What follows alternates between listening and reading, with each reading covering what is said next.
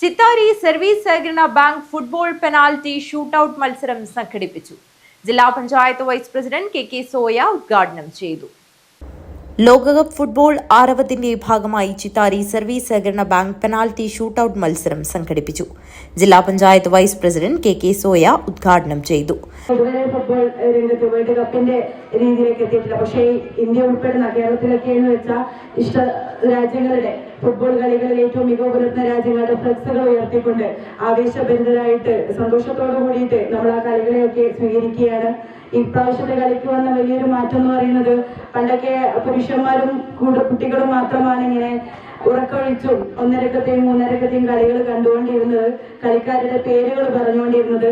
എന്നാൽ അതിൽ നിന്നും വിഭിന്നമായിട്ട് ഇന്ന് നമ്മുടെ വനിതകളടക്കം സ്ത്രീകളടക്കം ഒന്നരയെന്നോ മൂന്നരയെന്നോ പകലെന്നോ വൈകുന്നേരമെന്നോ ഒന്നും വ്യത്യാസമില്ലാതെ ഇഷ്ട താരങ്ങൾ അടങ്ങുന്ന ടീമിന്റെ കളി കാണാൻ ആവേശത്തോടെ രംഗത്തേക്ക് വരുന്ന അല്ലെങ്കിൽ അതിനെ തുനിയുന്ന ഒന്നാണ് നമുക്കിപ്പോൾ കണ്ടുകൊണ്ടേയിരിക്കുന്നത്.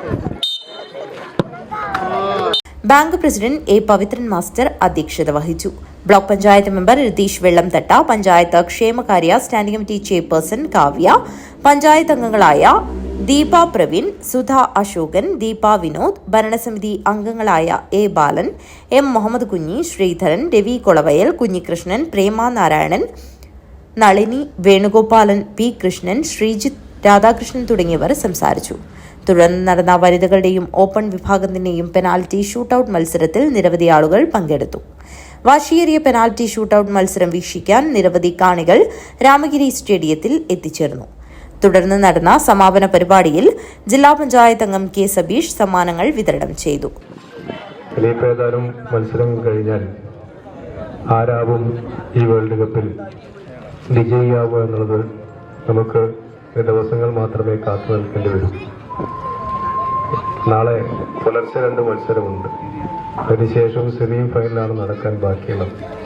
അപ്പൊ നാടാകെ ഒരു പന്തിന്റെ പുറകെ ഓടിക്കൊണ്ടിരിക്കുകയാണ്.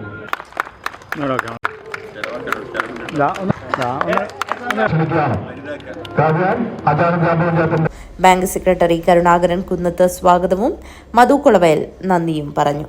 News bureau, Kanhangad.